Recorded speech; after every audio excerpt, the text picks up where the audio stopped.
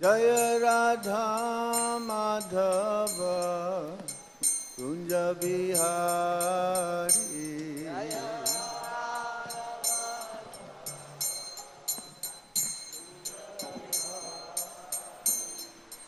Gopi Jana Vallabha Girivardhari.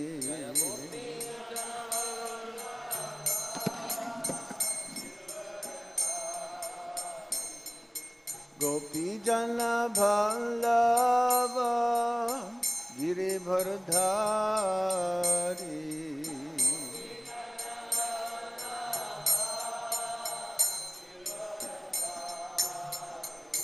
Jaya Radha Madhava Kunja Bihari.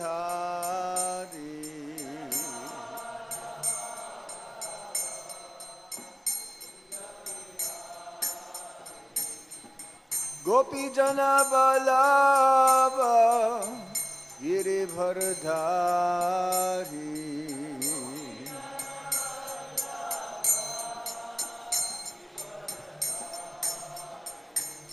Gopi Jana Vallabha Girivardhari.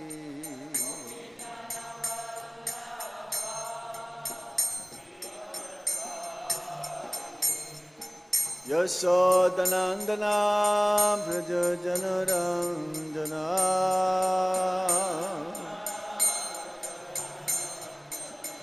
Yashodanandana Braja Janardhana.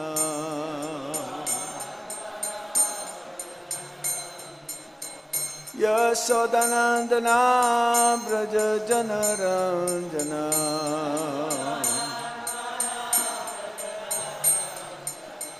Yamuna Tira Vanachari.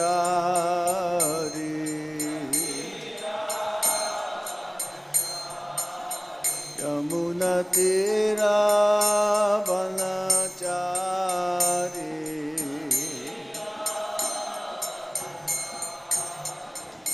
Jaya Radha Madhava Kunja Bihari.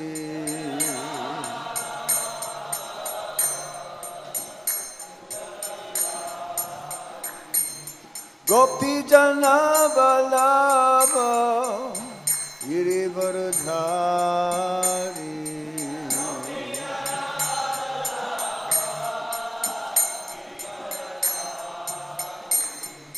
Gopi Jana Vallabha Girivardhari.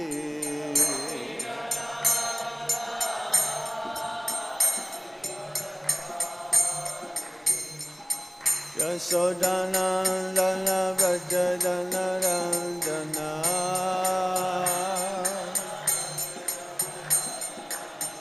Yashodanandana Braja Janardhana.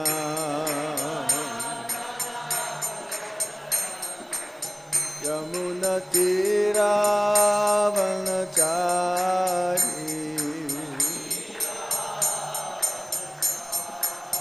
Yamuna Tira Vanachari.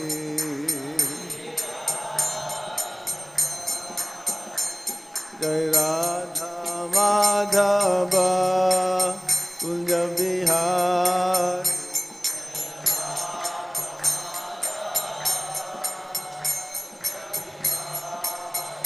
Jai Radha Madhava Kunja Bihari.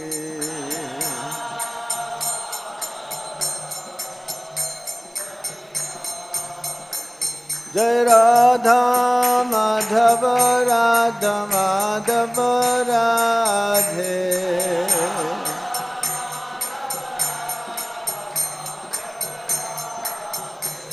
Jai Radha Gopinata Radha Gopinata Radhe.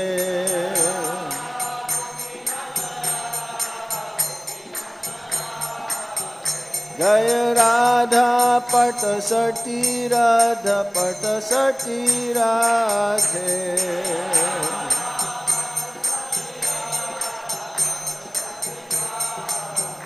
Hare Krishna, Krishna Krishna, Hare Hare, Hare Rama, Rama Rama, Hare Hare.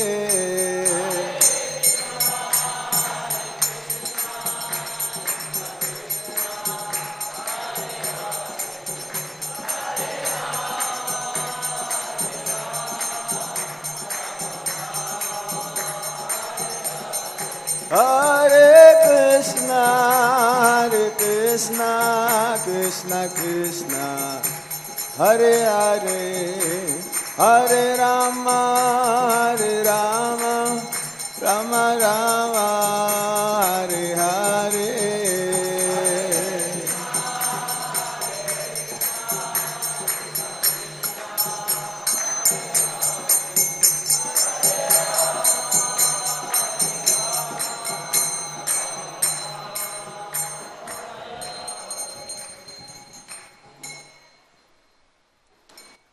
Vishupad Brahmasa Paribrajagacharya Asto Tarasati Sivat His Divine Grace Shilabhai Charanar Vinda Bhakti Vedanta Swami Maharaj Shila Prabhupada Ki Jai Jai Nitya Lila Prabhishna Om Vishupad Brahmasa Paribrajagacharya Asto Tarasati Sivat His Divine Grace Shila Bhakti Siddhanta Saraswati Thakur Goswami Maharaj Srila Prabhupada Ki Jai Ananta Koti Vaishnavrinda Ki Jai Jai Sri Rup Sri Sanatan Bhattaragunat Sri Jiva Gopala Bhattadasa Raghunath Sad Goswami Prabhu Ki Jai Namacharya Srila Haridas Thakur Ki Jai Premishika Ho Sri Krishna Chaitanya Prabhu Nityananda Sri Advaita Gadadhar Sibas Adigaur Bhaktabinda Ki Jai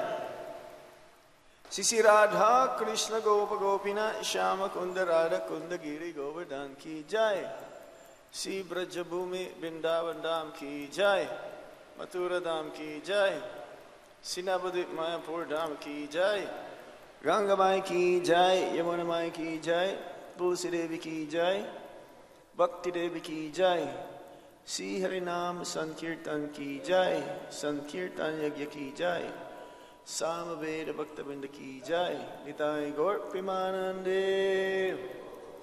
All glories to the assembled devotees. All glories to the assembled devotees. All glories to the assembled devotees. All glories to Sri Guru and Sri Gauranga.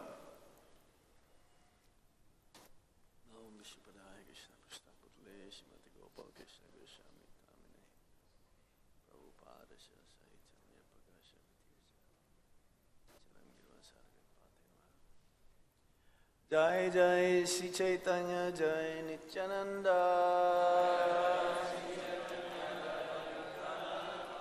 Jai Dvaita Chandra Jaya Gaura Bhakta Vrinda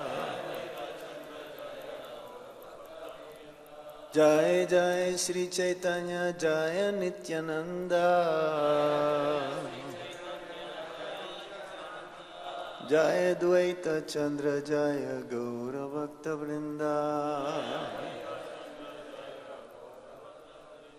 Jai Jai Sri Caitanya Jaya Nityananda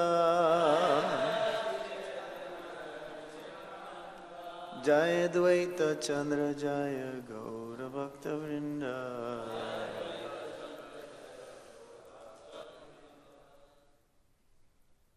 Hare Krishna.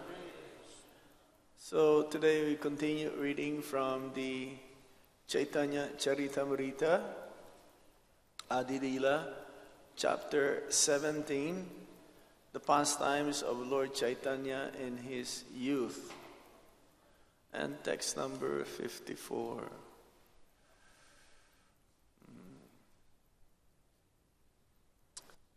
Etabale gela Prabhu karite Ganga snana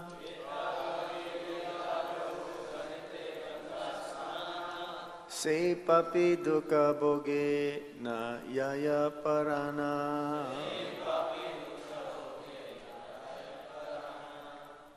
Etabale gela Prabhu karite Ganga snana. Se papi dukkha bhogena yaya parana.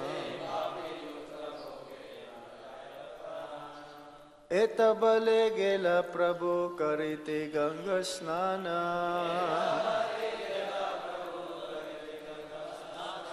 Se papi dukkha bhogena yaya parana.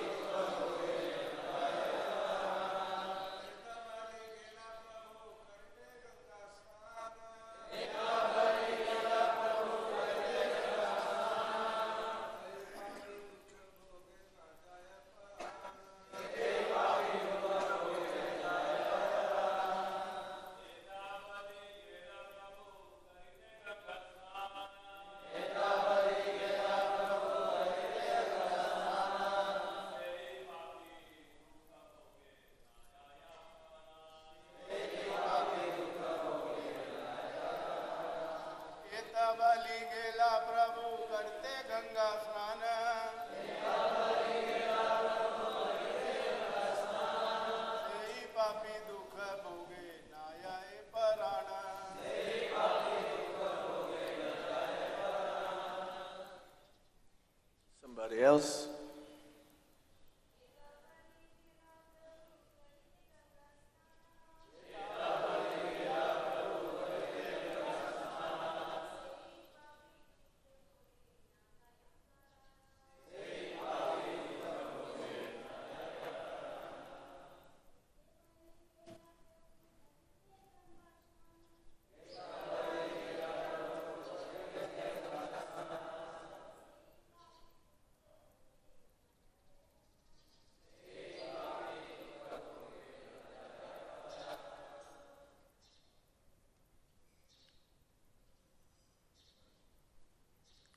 Word for word meaning.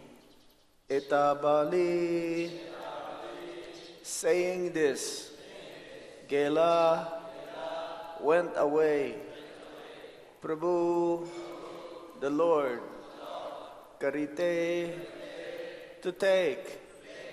Ganga Snana, abating in the Ganges. Say that Papi, sinful men, dukkha, pains, bhoge, suffers, na, not, yaya, go away, prana, the life. Translation and purport by His Divine Grace Srila Prabhupada. Srila Prabhupada ki jai. After saying this, the Lord left to take His bath in the Ganges, and that sinful man did not give up his life, but continued to suffer. Srila Prabhupada's purport. It appears that an offender to a Vaishnava continues to suffer and does not give up his life. We have actually seen that a great Vaishnava aparadi continuously suffered so much that it was difficult for him to move. And yet, he did not die.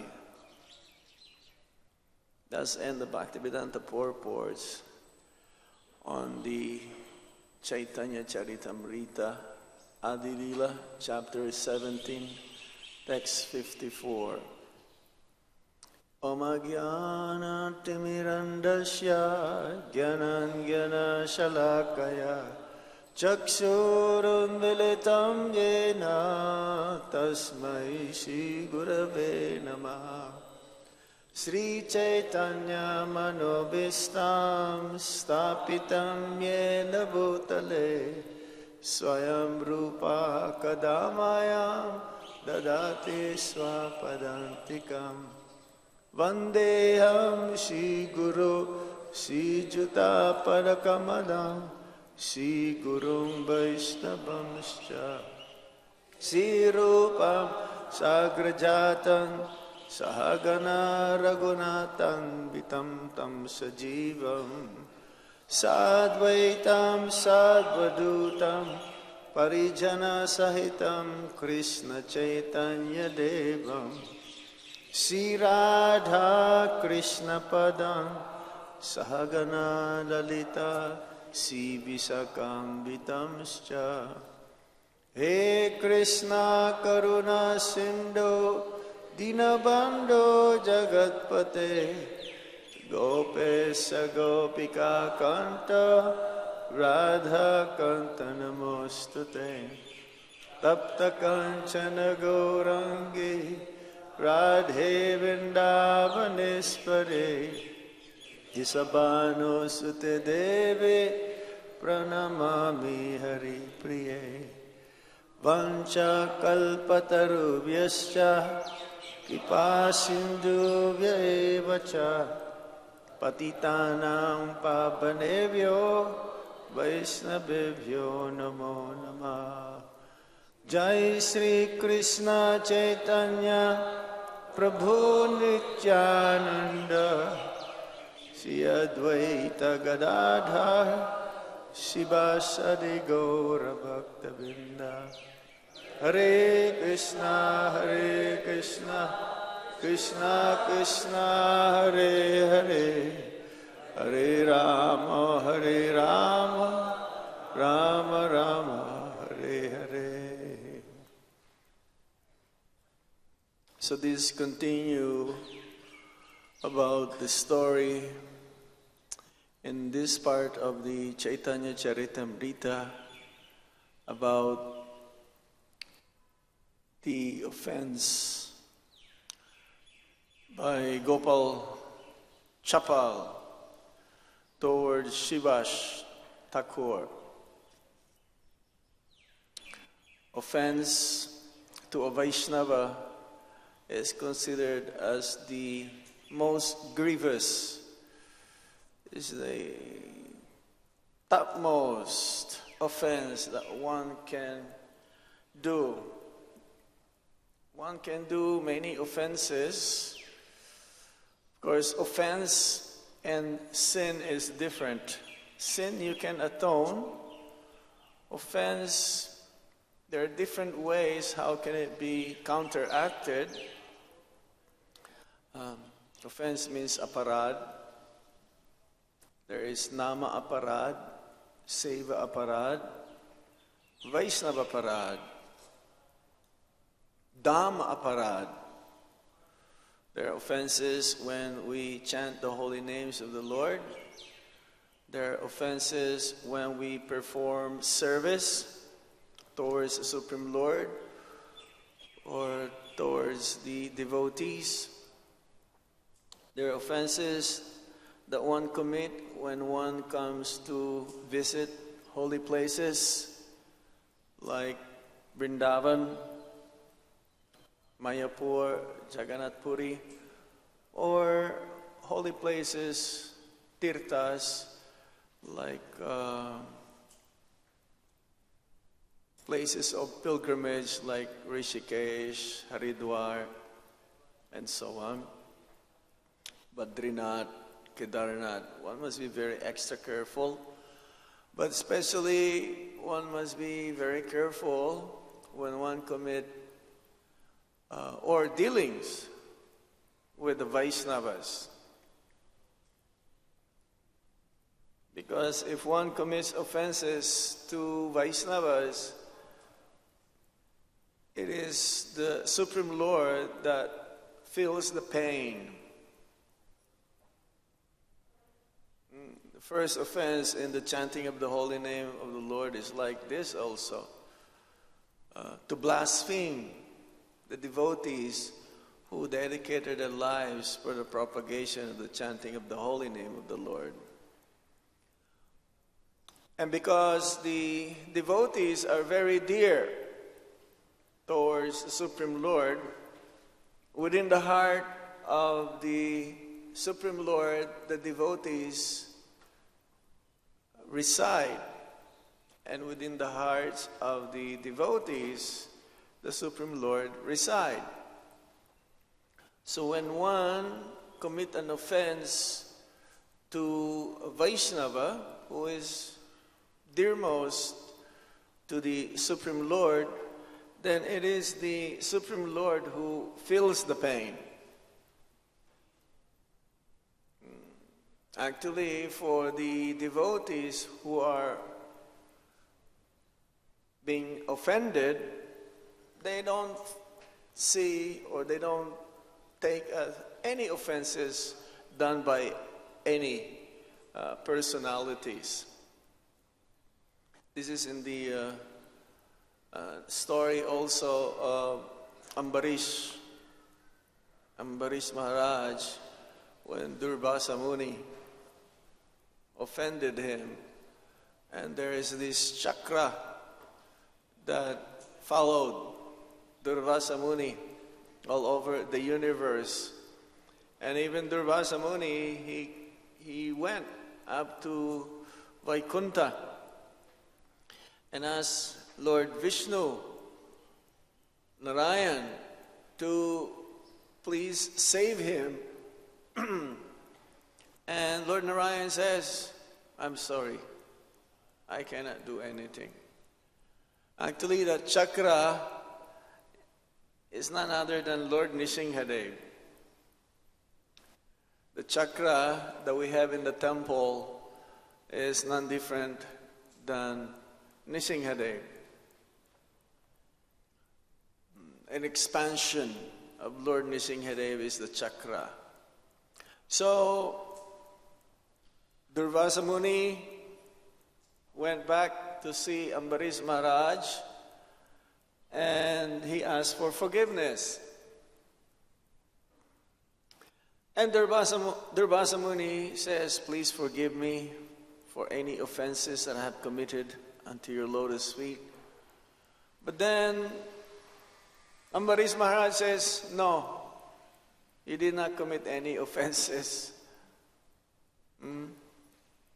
The Vaishnava, he said in one of the purports in that particular story in the Bhagavatam, that Ambarish Maharaj have forgiven ahead Durvasa Muni. He has forgiven him before he asked for forgiveness. Because for the devotees, they don't take any offenses if somebody offends them. Of course, they can be angry if others are being offended. Anything and everything can be dovetailed in Krishna consciousness, even one's anger. So if we hear someone being offended, then we should be angry to the offender and try to protect the other devotee. We should try to defeat the offender through logic and argument and through the Shastra, saying that what the offender is doing is totally wrong. Very, very grieved, is very sinful. And if one cannot do that, it says that one should walk away. But now if he cannot do that also, he should cut the tongue. If we're doing that kind of practice, most of our devotees will probably have tongues cut out by now. Because the offense actually starts from the mind. The mind being tricky, being envious, being jealous. The mind always keeps us in trouble. So then it becomes to the words, it comes out to the words, the offense to the other devotees. Started to criticize, start to blaspheme, and then eventually it'll become physical. Sometimes we've seen devotees fighting, even in the same room. They stay in the same ashram, in the same room, and they're fighting. This is due to offense. This is an offense. And Lord Krishna is not so happy with this. So we have to be extra careful not to commit offenses towards any Vaishnavas, any devotees. We think that offenses to the devotees only applies to those who are very senior.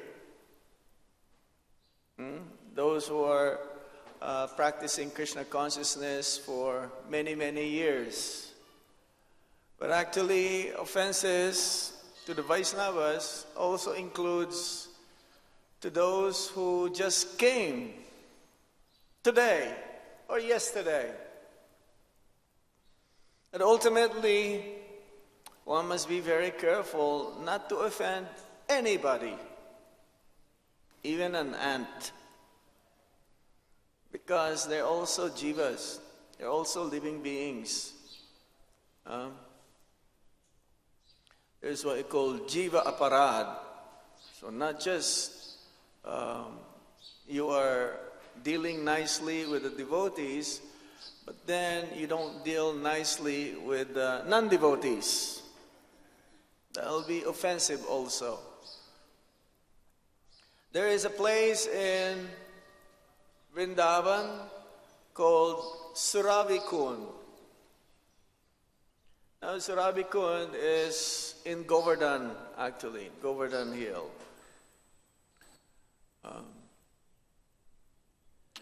This is a very famous place in Vrindavan. We have one of our devotees who left his body, Sankirtan Prabhu, who chose his ashes to be put in a small samadhi there. If you go to Suravikund, you will see his small samadhi under the tree just before entering the kunda on the right-hand side. Now, Suravikund is a place where if you take a bath or put 3 drops on your head, all the offenses will be nullified.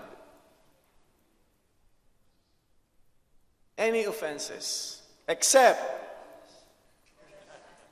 none when you perform or when you offend a devotee, Vaishnava Parad.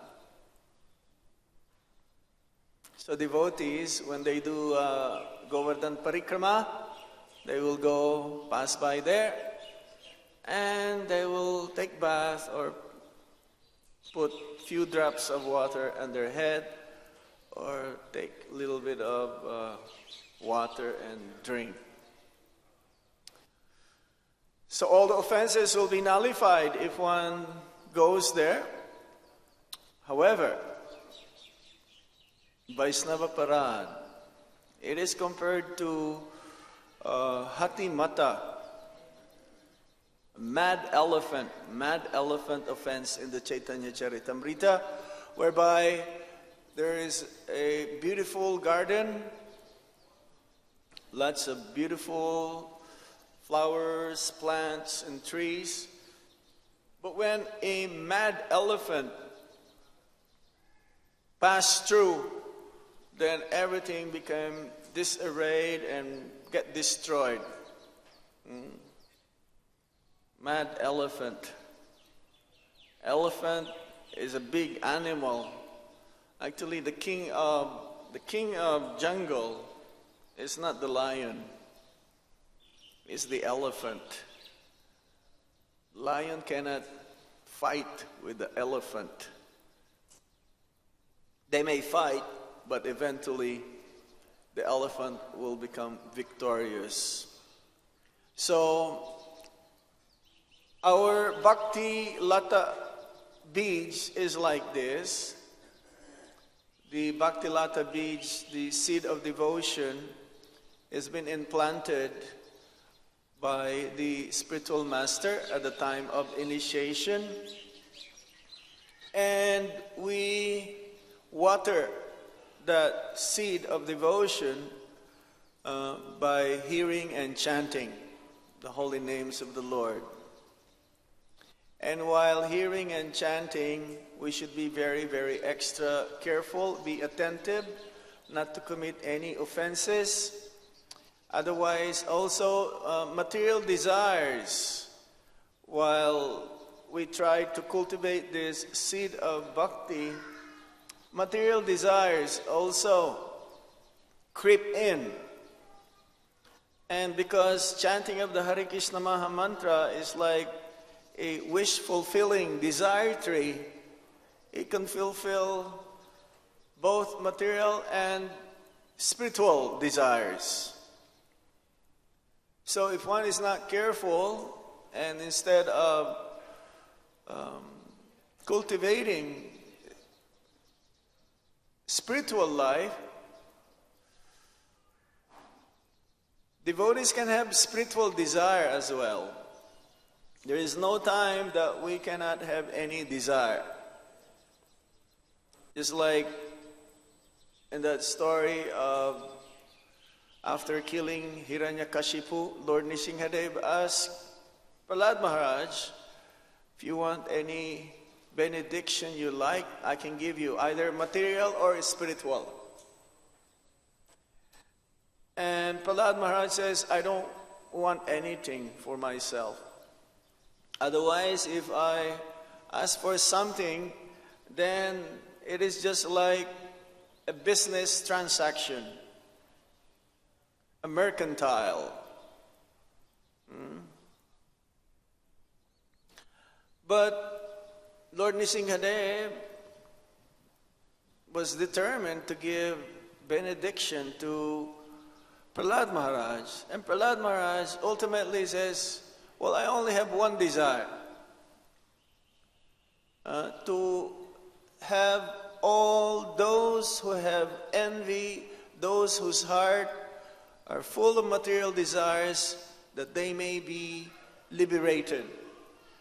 That all of their material desires and envy within their hearts will be cleansed, and they will also become liberated. And that includes my father. So in the purport, Srila Prabhupada says that devotees also will have some kind of desire, a spiritual desire. Not desire to have wealth, followers, attractions towards the opposite sex, but only to serve the Supreme Lord. So in the beginning, we may be in illusion that, yes, let me fulfill my material desires as well, because chanting of the Hare Krishna Maha Mantra fulfills all of the desires, material or spiritual. And in this way, when we water the Bhakti Lata beads, the seed of Bhakti, we increase our material desires, and that will overgrow the plant or the tree of devotion. Especially when we commit Vaishnava Parad, because due to material desires, we become envious of others. The whole world is envious of each other, Prabhupada says in the purport. Everyone is envious of each other. The materialists, they're envious of devotees. don't see devotees envious of the materialist, do we? Otherwise, you cannot become a devotee if you're envious of the materialist. But we've seen devotees envious of another devotee. Especially when one makes progress in Krishna consciousness. When one makes progress in Krishna consciousness, then you create a lot of enemies. Those enemies, it's not your enemies. Don't be an enemy of your enemy. Always be a friend even to your enemies. Those enemies actually are neophyte devotees who try to pull you down because they're envious and saying, why is he always talking about Krishna? Why is he always chanting Hare Krishna? Why is he always doing so much service for Krishna? I will make plans, I will make arrangements that he will not make further advancement. I would want to be more advanced than him. So this is the plan of a neophyte, envious devotee.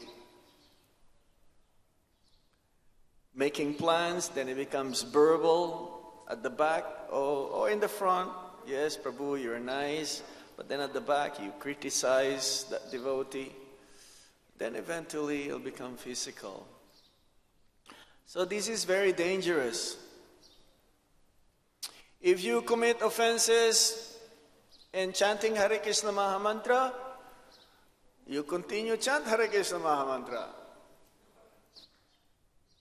That will nullify, ultimately, the offenses in chanting the holy name.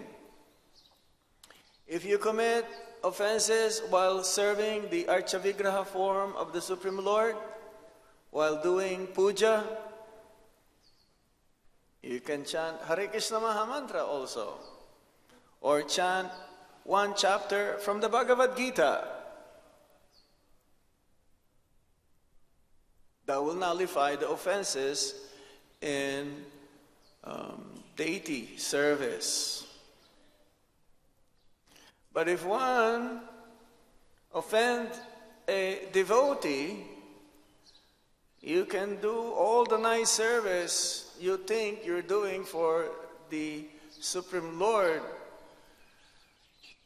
You can pray as much as you like to glorify the Supreme Lord. It doesn't count. It doesn't have any effect. You think you're doing nice artik, right? Or you're doing nice service.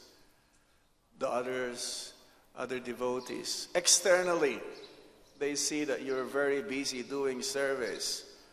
But internally, you are criticizing and you're blaspheming other devotees. Then Krishna never forgives. And you can chant as many Hare Krishnas as possible. It doesn't count. It's not possible. The only way that we can be forgiven if we commit an offense to a devotee is to approach that devotee and beg for forgiveness. Few times happened to me in Vrindavan that I said something which is improper, because in management sometimes we deal with devotees in a rough way, and as soon as I said something which is inappropriate, I would feel so heavy in my heart. I feel kind of pain. And immediately before the day is over, or within hour or so, I will go and approach the devotee for forgiveness. genuinely. Because I've seen that what I said, there is some effect. When you talk with somebody and you offend that devotee actually, it may be not so advanced, so he get affected. You can see the change on his face. He will react. So when you see something like this, you must have said something which is not proper. So it is advisable that you approach that devotee and ask for forgiveness. And this is one of the prime qualities of the devotee. They are forgiving. A neophyte devotee whom you offend, you ask for forgiveness, they will say, nah, no way, go away. I don't need your forgiveness. In the mind of that neophyte devotee, I will get back to you. Much heavier. Much, much heavier. But if a devotee is advanced, he says, Prabhuji, everything is fine. No problem. And that is genuine, not artificial. So, one must be very, very extra careful in dealings with the devotees. We belong to the same family, Lord Krishna's family. And that is true, even in the family, sometimes there's a fight. Those grihastas can understand this. Husband and wife, they fight. If there is no fighting between husband and wife, then it's not a grihasta family. It's not a grihasta ashram. But their fight is just to understand more each other, not like the fight in the material world. Fight that there is no forgiveness. So, we must be very extra careful, especially dealing with the devotees. To the degree that we make advancement in Krishna consciousness, to the degree that we'll be able to deal with the devotees and everyone else appropriately, properly. This is how we can ascertain whether we're really making advancements or not. If the envious mentality or that nature to become jealous of others is diminishing or ultimately become nullified. So the effect for those who are offenders, they suffer actually. They suffer internally. The suffering is more internal. And sometimes it may appear also in an external way, some kind of disease. It's like here what happened to this person who offended Shivash Thakur. He got this, what you call leprosy. Leprosy. The body start to have this kind of wound, and the limbs also of the body starts to be separated. You've seen that, I'm sure, when you go to Vrindavan, some of the beggars, they don't have hand, or they don't have legs. This is part of karma or an offense. And Prabhupada says here, we have actually seen that a great Vaishnava Aparadi continuously suffered so much that it was difficult for him to move, and yet he did not die. So that is more painful. You're just like a living dead. Living dead. Like a zombie. A zombie means like a living dead. You're breathing, you cannot move, you cannot do anything, and you suffer a lot. But when you ask him, how are you? He will say, I'm okay. I'm all right. But actually the suffering is much more. They would rather die. They would rather die than to suffer like that. So we don't want to experience that. We should pray to the Supreme Lord that somehow we don't commit any offense towards His devotees. And in this way, our progress in Krishna consciousness will not be hampered. It will just keep going. Progress in such a way that ultimately we'll attain the lotus feet of Sri Radha and Krishna. We'll stop here. Any questions? Yes, sir.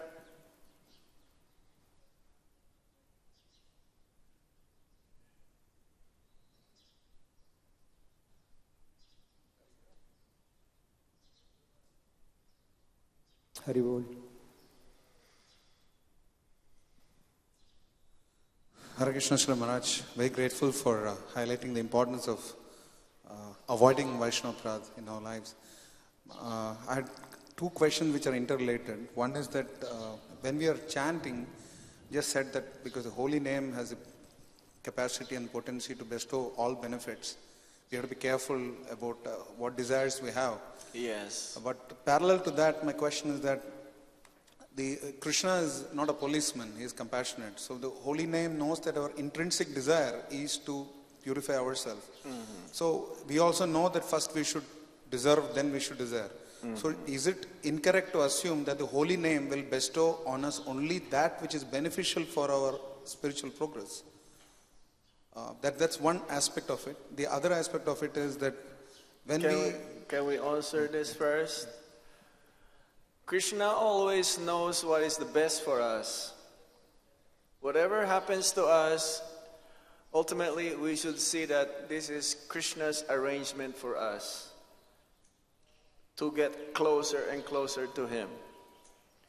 Even when He fulfills our material desires. Because ultimately, when you become realized, you'll understand that this material desires is not worthy of anything ultimately. You can receive the amount of desires that you wanted to have, and Krishna will not give you more than that. You have a certain quota. But once you reach that desire to be fulfilled, ultimately, you will start to realize that, oh Krishna, thank you. You fulfill my desires. But now let me surrender unto you. Ultimately, it should result in such a way that whatever we receive due to our desires, either material or spiritual, will make us realize that yes, let me surrender unto you. This is what Krishna wants us to ultimately, in the end, to realize. Even if it's material desires, Krishna fulfill your material desires, whatever you desire. But in conclusion, you should conclude that let me surrender unto Him. The more you become greedy, okay, Krishna will keep giving. Give, no problem. But then, ultimately, you'll come to the conclusion, this is worthless. Whatever I have is worthless. I cannot take this at the time of death. So let me surrender unto you. So it's better we realize that as soon as possible. Because it may take us many, many lifetimes. Because of our desires, it will take different forms, species of life. But ultimately, we'll come back again to the human form of life. And we'll give it a chance again. So it's better we realize it as soon as possible. The other part was that what is a higher principle is between devotees when there is a relationship issue. What is a higher principle? Is justice the higher principle or compassion the higher principle? Because sometimes one feels that no, this person should actually, he should be punished. He should get the reward or punishment for his activity. The highest principle is that service. Prabhupada, in Vrindavan, there was the head pujari. He committed an illicit sex in Vrindavan. So devotees says, no, he should be punished for a long time. He should be not admitted anymore in a long time. Prabhupada, when he heard this, immediately said, he called him back and do your service. Now there's one devotee, they caught him stealing. He's taking the checks from the life membership. Probably has another account, ISKCON account or something. So he's putting all the money there in his bank account. So devotees were thinking what to do with him. Everyone give their opinion. Yeah, we should bring him to the police. We should beat him up. So they cannot decide what to do. And eventually they came to Prabhupada and asked Prabhupada, what shall we do? Prabhupada says, can you forgive him? We're criminals. That's why we're still in the material world. We're all criminals. But if you forgive, there's a chance for that person to be saved. If you push him out, it may take him many, many lifetimes again to come to Krishna consciousness. But if you give him chance, of course, you can only give few chances. Not that, oh, they're giving me a chance again. Okay, keep doing the same thing. Oh, another chance. Oh, this is good. 3 times you're strike out. So give chance. More important actually is the service. Because eventually they'll get purified. If we push everyone who commits an offense or some problems, this temple will be empty. We will not be here talking with each other. Krishna is very forgiving. He always welcomes us. It doesn't matter what happened. We should be in that mood. But it takes a lot of maturity and great realization to come to that level. If we don't do that, forgiveness, this could be the greatest quality of a devotee, to forgive. And you don't find this very easily. Because of our conditioning, we don't want to forgive.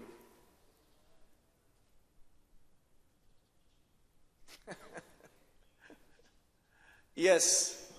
Haribol.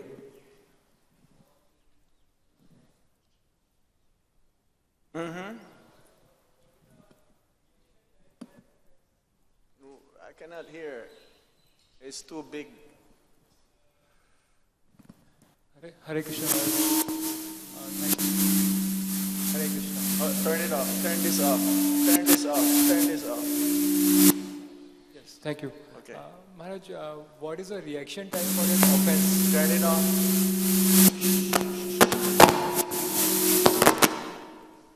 Yes. Is it off? Okay. If we commit an offense and don't beg forgiveness for the offense, then what is the reaction time for that offense? How much time it takes to get the If reaction? you commit an offense And don't beg forgiveness for and that you offense. don't beg forgiveness, Yes, Maharaj. Then what is the reaction time? what is the reaction time? Yeah, when we get the result of that offense. It may I would say instantly. You feel bad.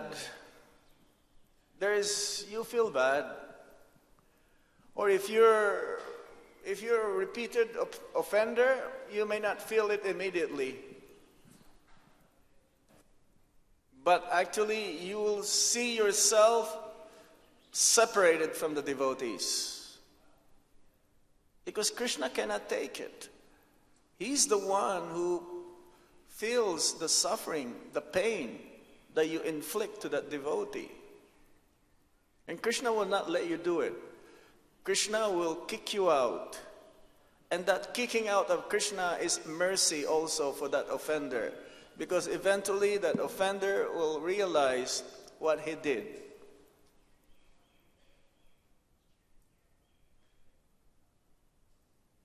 There was one devotee, and he said to Prabhupada, Prabhupada, this Krishna consciousness doesn't work.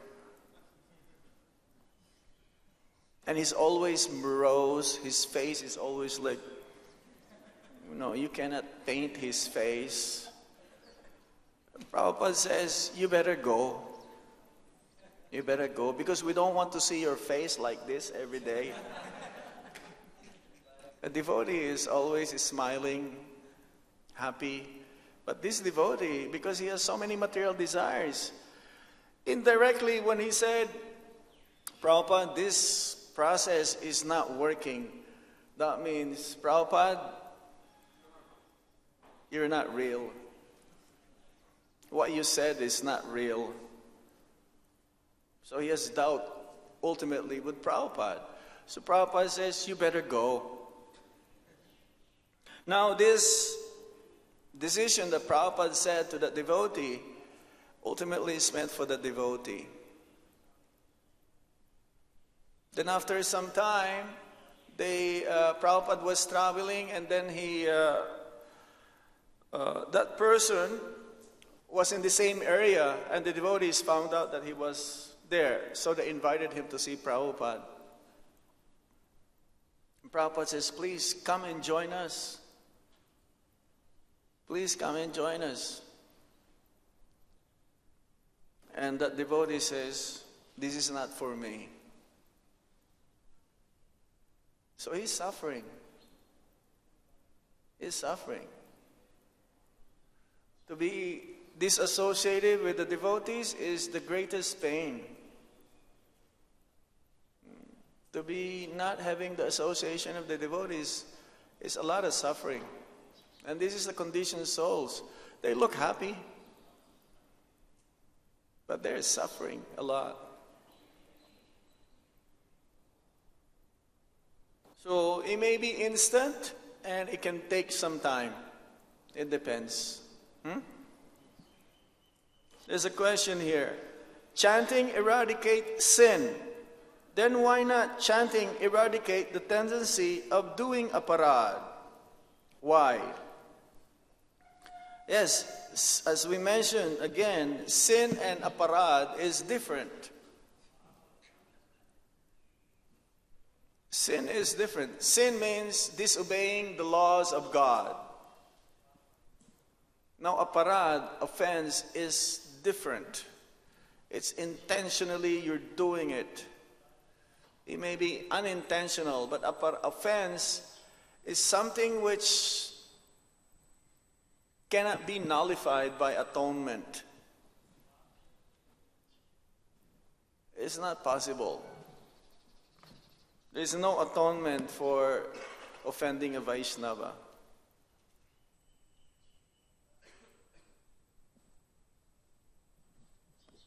Yes.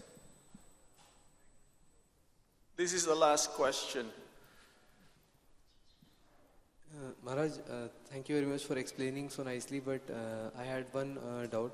That you said that materialist is envious of devotees and a materialist. Excuse me? A materialist may be envious of another materialist or of devotees. Yes. And a devotee may never be envious of materialist, otherwise he will not be a devotee. But devotees may be envious of each other. Yes. So how exactly can this be overcome? Well, we already explained that. When you make advancement, you become envious of that devotee.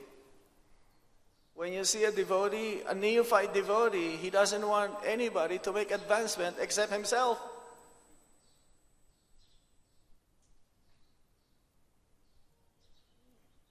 Do you understand? Yes, Maharaj. A neophyte devotee, he wants to be the greatest, everyone lower than him. So if you see someone growing up nicely, you want to pull him down. So that is envy. I understand. Now you understand. You don't want to pull down the materialists, they're already down. Right? You think that they're materialists, so I'm better than them. So why you have to pull them down? Does it make sense? Yes, it does. Jita Mitra Prabhu?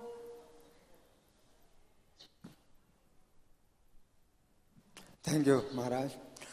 Here the Lord Chaitanya shows very strict behavior or harsh.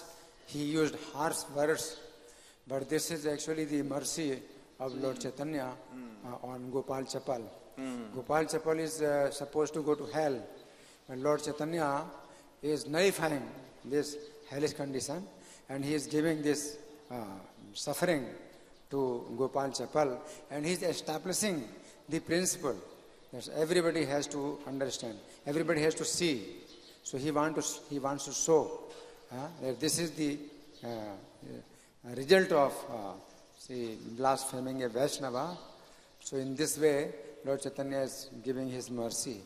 Otherwise, he will go to hell. In hell, one does not live his life. He does not give up his life. And he suffers lot, very lot.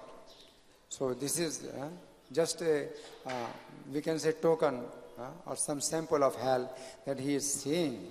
And in this way, he is realizing that I have done this offense.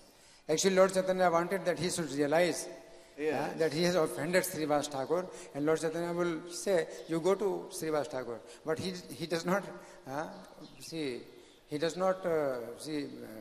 accept that he has offended Srivas Thakur.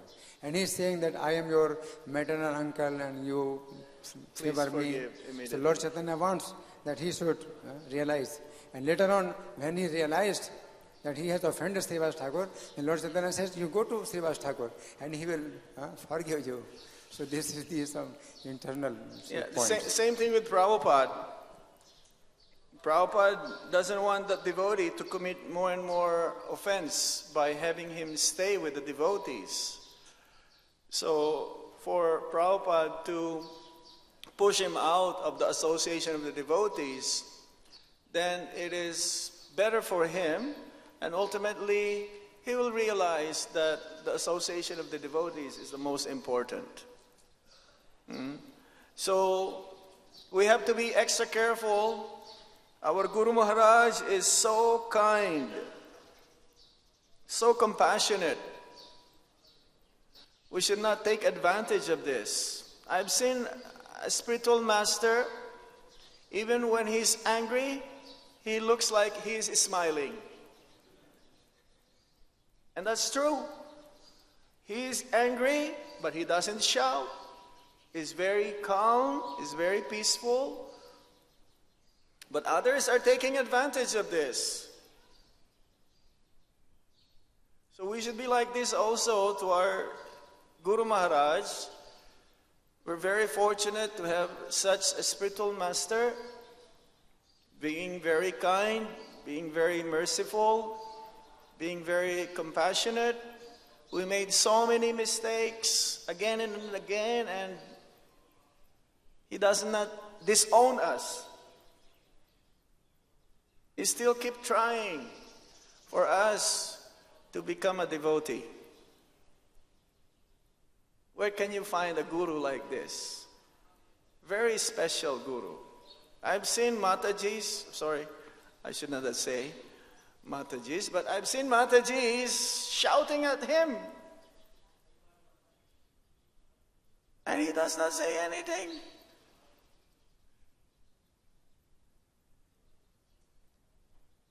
This happens like practically all the time, whenever that Mataji is close to him.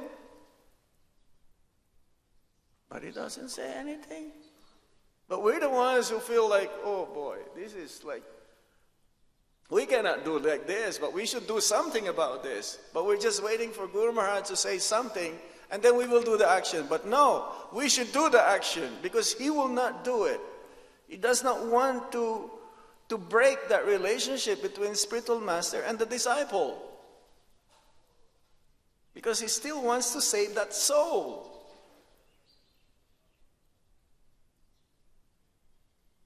You cannot find this I don't see, I've never heard of any guru like this.